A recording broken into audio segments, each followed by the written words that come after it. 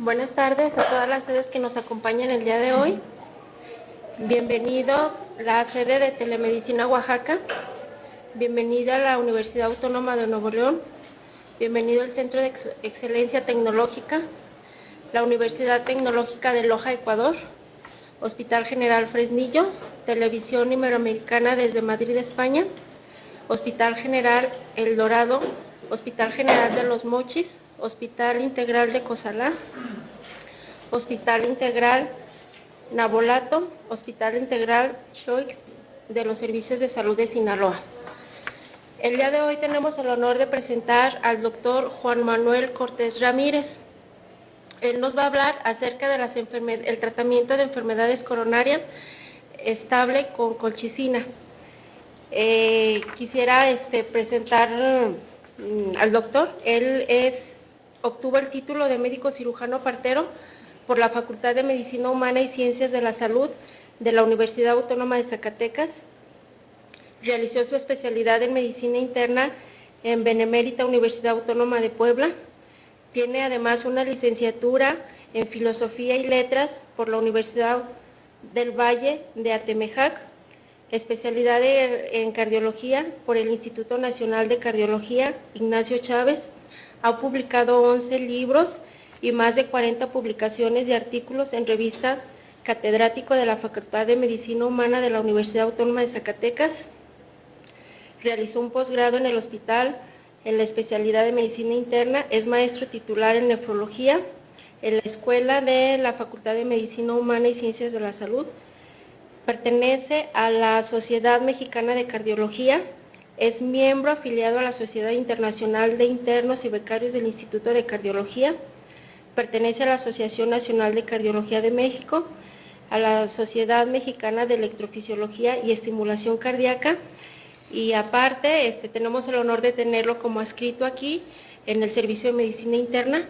Doctor, lo felicito por su Gracias. Amplio currículum y le damos la bienvenida, doctor. Adelante. Gracias. Bueno, pues a pesar de todos los avances en diagnóstico y en terapéutica, las enfermedades cardiovasculares siguen siendo la primera causa de muerte a nivel nacional y a nivel estatal. A pesar de los avances terapéuticos y de la... Inge, que se te interrumpo, Inge. Nada más aún no se ve la ponencia. Ya está, Inge, gracias. Les comentaba que a pesar de los avances en la terapéutica y del establecimiento de protocolos muy estrictos, la angina inestable sigue presentando complicaciones agudas, desencadenando SICAs en un 30 o un 50% de los pacientes.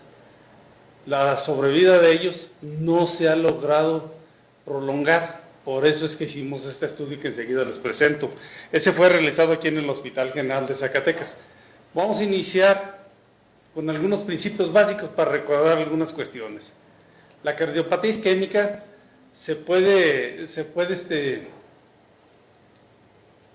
definir por dos entidades patológicas, el SICA y el ángulo estable. Todos los tipos de cardiopatía isquémica pueden quedar encuadrados en estas dos entidades. El SICA, a su vez, puede derivar hacia un infarto agudo del miocardio o una angina inestable. ¿De qué depende? ¿Cuál es la diferenciación entre uno y otro? Pues esto ustedes ya lo saben. La diferenciación es que en el infarto agudo del miocardio hay liberación de enzimas al torrente sanguíneo y son detectables por estudios de laboratorio, mientras que en la angina inestable es solo una aceleración reciente de la angina sin aumento en el suero de enzimas. Esa es la gran diferenciación desde el punto de vista clínico y de laboratorio. Existen otras variantes existen otros factores que vamos enseguida a mencionar. El ángulo estable, que es nuestro tema de ahora.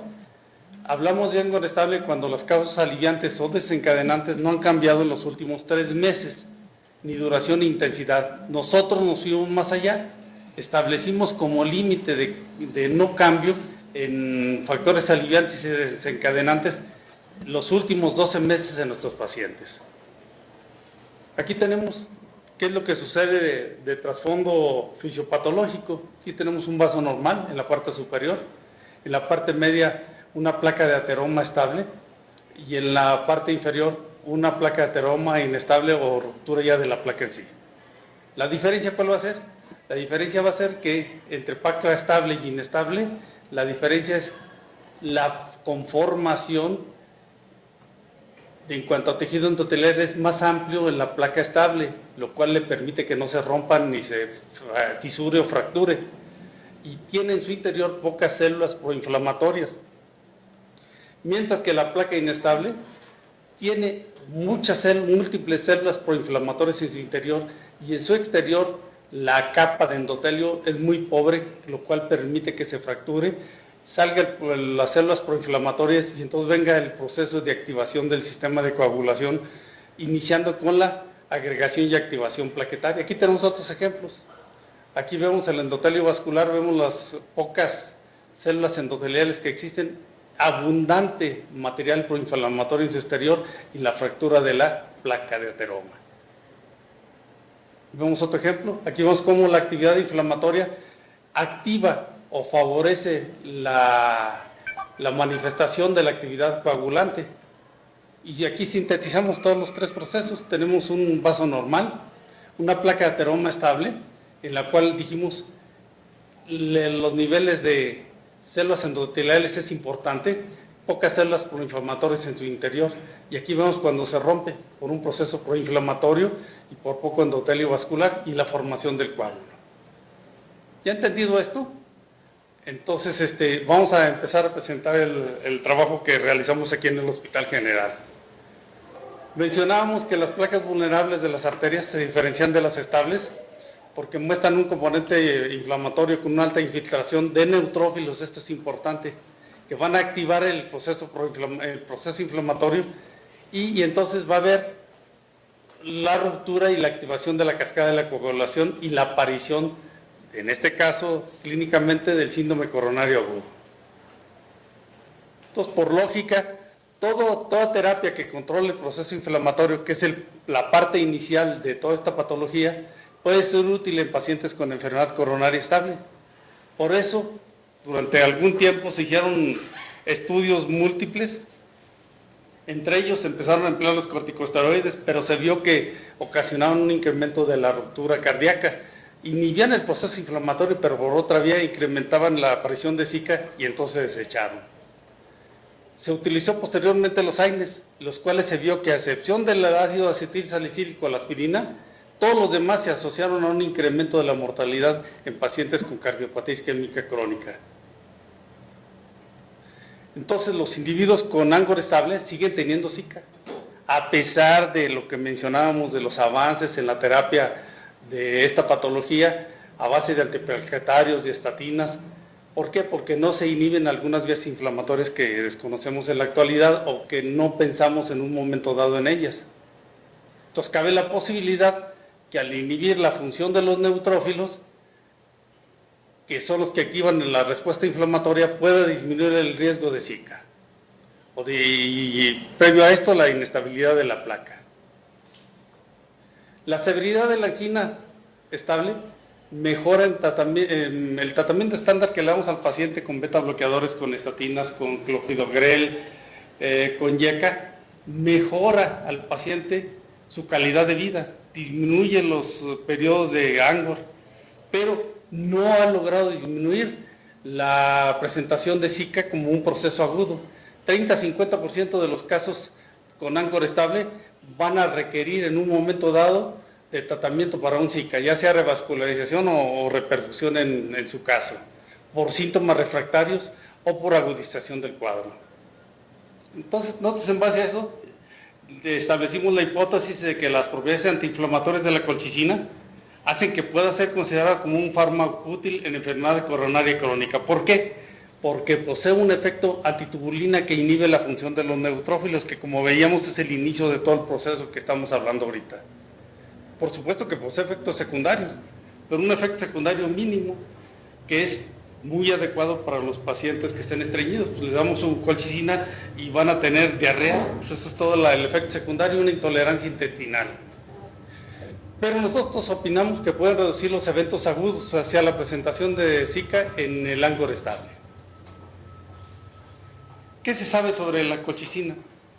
En la actualidad, a corto plazo, en pacientes a los cuales se les ha colocado un stent, se les empezó a dar colchicina.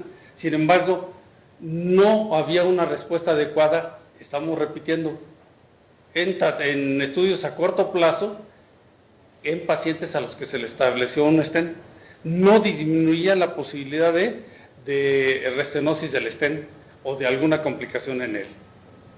Por otra parte, existen pocos estudios a largo plazo sobre la colchicina y a dosis bajas, que es lo que vamos a emplear nosotros en enfermedad en Angor estable.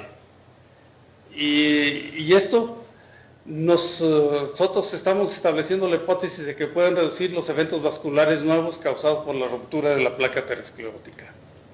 Entonces realizamos un estudio prospectivo en el cual lo primero que teníamos que tener es que el paciente cursara con Angor estable.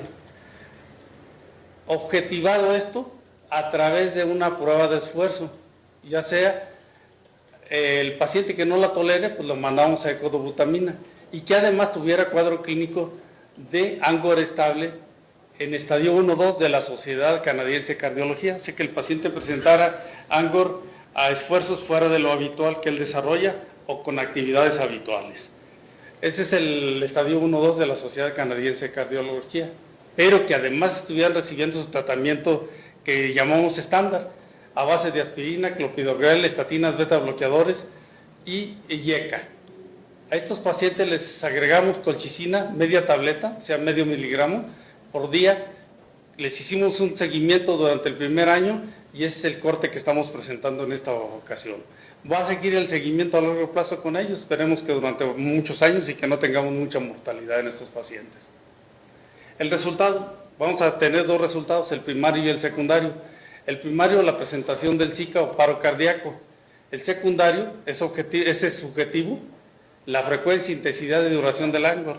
Si en el paciente disminuye la frecuencia de la presentación del Angor, su intensidad y su duración, o el número de pastillas disolvibles sublingual empleadas.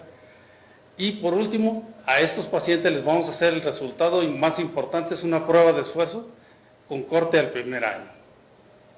¿Cuáles son nuestros criterios de inclusión? Primero, que el paciente tuviera una Angor estable corroborado por una prueba desencadenadora de isquemia, o sea, la prueba de esfuerzo o el ecodobutamina. Que estuviera en un grupo de edad entre 35 y 85 años, que fuera estable al menos los últimos 2 meses, que no tuviera contraindicación para la colchicina, que fuera apegado al tratamiento y a las citas de su seguimiento, y fundamentalmente que nos diera su consentimiento. El cumplimiento del tratamiento y los resultados los recogíamos en las citas de seguimiento en el paciente. Cada mes y medio lo citábamos y ahí veíamos si cumplía con el tratamiento y los datos objetivos que nos daba. O bien, recogíamos los datos en el paciente que tuviera un Zika, un agudo que requiriera hospitalización, recabábamos los datos en las hospitalizaciones no planeadas. Se estratificaron estos por sexo, por edad. De los antecedentes personales patológicos, preguntamos sobre diabetes, infarto del miocardio previo, hipertensión y dislipidemia, los más importantes factores de riesgo. Todos les preguntamos si estaban con la terapia estándar, aspirina, clopidogrel, estatinas, beta bloqueadores, antagonistas del calcio y IECA. Aquí tenemos los resultados de nuestros pacientes. Tuvimos 14 pacientes que llenaron esos requisitos. De esos pacientes, 7 eran del sexo masculino y 7 del sexo femenino. De los grupos de edad, está lo aceptado universalmente para la cardiopatía isquémica. La mayor parte de los grupos está entre 55 y 80 años. Es la mayor parte de nuestro grupo, es el grueso de los pacientes que llegaron. Esto es importante, hay que recordar esto. Esperábamos nosotros que más o menos fueran igual la presentación, que los pacientes cursaran al igual con hipertensión que con diabetes, y nos encontramos nuestra primera sorpresa. 7 pacientes cursaron con diabetes pero solo un paciente cursaba con diabetes y 7 con hipertensión arterial. Esperaban más o menos que fueran a la par las dos patologías como factores de riesgo. Y la otra cosa es que el tratamiento es el estándar: ácido acetilsalicílico, pravastatina, ARA2, beta bloqueador, clopidogrel. Son los más empleados en nuestros pacientes y otros que usamos por comorbilidad del mismo enfermo. Esto es importante que no se les olvide. A todos ellos tenían que tener una prueba desencadenadora de isquemia positiva, o sea, que fuera un Angor estable comprobado. Por eso en 12 de ellos les realizamos pruebas de esfuerzo, las cuales resultaron positivas. En 2 de ellos, ecodobutamina positivos. Muy listos con esto, porque vamos a encontrarnos que al año les realizamos nuevamente pruebas de esfuerzo y en 7 de ellos se negativizó la prueba de esfuerzo. En 1 de ellos la prueba de esfuerzo continuó positiva. En 2 pacientes se desencadenaron un evento agudo de Zika y tuvieron que entrar a intervención coronaria percutánea, y en 4 no se pudo realizar la prueba de esfuerzo. O sea, si vemos, excelente la respuesta. El hecho de que se nos haya negativizado el 50% es un resultado excelente en nuestros pacientes. Y subjetivamente todos referían disminución de la frecuencia, la intensidad y duración de los cuadros dolorosos. En 10 personas se redujo en un 60% el número de pastillas de isosorbide que utilizaban. Y la otra cosa importante, no tuvimos mortalidad durante este año. Entonces, es un estudio, lo reconocemos con un universo muy restringido, pero el panorama que más o menos nos vislumbra ahí es muy halagueño en estos pacientes, ya que la prueba de esfuerzo al año se negativizó en un 50% y solo persistió positiva en un paciente, o sea, el 7.1%. Hay que recordar que a 4 de ellos no se les pudo realizar la prueba de esfuerzo. Y la complicación más severa, que es la presentación de un Zika, solo estuvo en 2 pacientes, o sea, el 14.2% de los enfermos. No se practicó la prueba de esfuerzo o la prueba desencadenadora de isquemia en 4 enfermos por cuestiones económicas fundamentalmente. La mortalidad fue 0, lo repito. Se reporta, en los pocos estudios que hay, se reporta que ocurre Zika en el 5.3% de pacientes que reciben colchicina. Hay que recordar que nosotros tuvieron que entrar a intervención coronaria percutánea el 14%. Ahí sí nos fuimos por arriba de lo reportado universalmente. Pero sí coincidimos en que la colchicina reduce en un 67% la incidencia de cuadros dolorosos en cuanto a su duración, frecuencia e intensidad, y en cuanto al uso de isorbide sublingual. ¿Cuál es nuestra conclusión? La colchicina, de acuerdo a este pequeño estudio, es un buen fármaco para el manejo del Angor estable, aunque se requiere ampliar el universo y duración del estudio, pero el panorama es promisor, ya que sin colchicina del 30 al 50% de los casos, ya lo había mencionado, requerirán de revascularización por síntomas refractarios o por presencia de Zika. En nuestro estudio esto se redujo al 14%. O sea, del 50 al 14 es un resultado excelente en nuestros enfermos. Muchas gracias. Gracias, doctor. Bueno, ahora vamos al área de preguntas. Telemedicina Oaxaca, ¿tiene alguna pregunta para el doctor? Por favor, una pregunta. Doctor, la colchicina, que es un antiinflamatorio porque inhibe los neutrófilos, ¿tiene alguna otra aplicación en alguna otra enfermedad? Sí, es uno de los tratamientos de elección en la crisis aguda de gota. Ese es su uso más importante en la actualidad.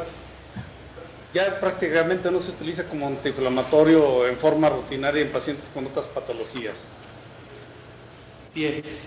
La colchicina también se puede... Perdón. La colchicina se utilizó hace algunos años como regenerador hepático en los pacientes con insuficiencia hepatocelular crónica. Ah, bien, cómo no. Sí tiene otros usos entonces. Sí. La colchicina puede ir asociada con otro medicamento para combatir los ateromas, las placas, o solamente se puede administrar sola la colchicina. No, la colchicina no se utiliza para evitar la formación de placas. Se utiliza para evitar que esta placa se haga inestable, inhibiendo el proceso proinflamatorio. Las placas de ateroma se van a inhibir en base a dieta, ejercicio y algunos otros medicamentos en caso de que el paciente tenga dislipidemia. Pero la colchicina en sí no inhibe la formación de la placa, inhibe que se haga inestable esa placa, nada más. Bien. Una última pregunta, doctor. La colchicina, sus efectos son secundarios, son no sé, molestos, por lo cual el paciente puede abandonar el tratamiento. Sí. Si la colchicina, el efecto secundario más importante es la diarrea, pero para esto se requieren dosis de 4 gramos. Nosotros estamos dando medio gramo, lo cual impide que se presenten prácticamente efectos secundarios. Dentro del seguimiento al paciente le preguntábamos si cursaba con diarreas. Y no lo pusimos como efecto secundario porque jamás lo vimos en nuestros enfermos. Muy amable, doctor. Muchas gracias. Saludos de Oaxaca. Gracias. Universidad Autónoma de Nuevo León, ¿tienen preguntas para el doctor?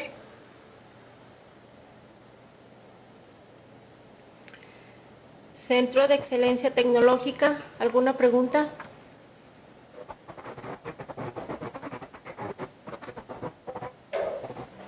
Universidad Tecnológica de Loja, Ecuador, ¿tienen preguntas? Hospital General Fresnillo. Televisión Iberoamérica, Madrid, España, ¿tienen preguntas? Hospital General El Dorado, ¿alguna pregunta?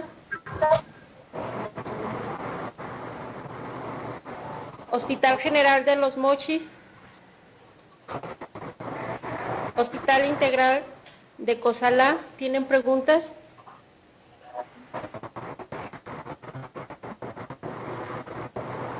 Hospital Integral Nabolato, ¿tienen preguntas? Hospital Integral de Xoic, de los Servicios de Salud de Sinaloa, ¿tienen preguntas? Hospital General Zacatecas, ¿tienen alguna pregunta? ¿Hay preguntas, Mili?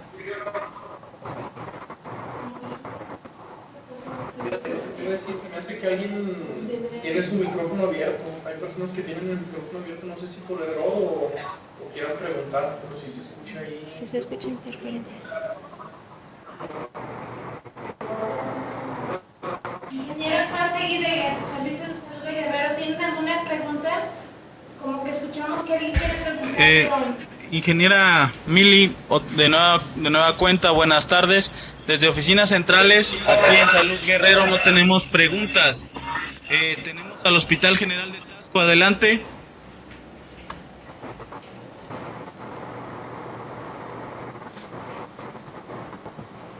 Hospital General de Tasco.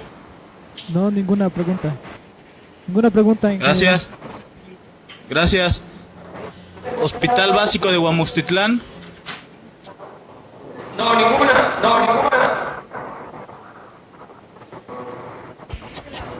Jurisdicción 02, adelante. Ninguna pregunta. Gracias, Inge Mili. No hay preguntas por parte de Telemedicina Guerrero. Gracias. Gracias. ¿Y de los hospitales de Servicios de Salud de Sinaloa, alguna pregunta? Está el Hospital General de Mazatlán. Ninguna pregunta. Tenemos con nosotros a la Universidad Autónoma de Nuevo León. Sí, no hay preguntas, muchas gracias. Adelante, Gemili. Ok, gracias. Bueno, pues no tenemos preguntas para el doctor. Lo felicitamos, doctor, por su excelente presentación y por su excelente trayectoria.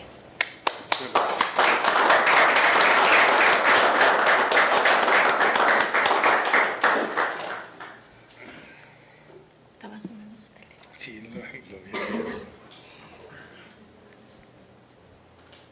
Los esperamos para la siguiente videoconferencia gracias a la conexión realizada por los Servicios de Salud de Guerrero. Gracias, Inge. Nos vemos la próxima. Gracias a todas las sedes que nos acompañaron.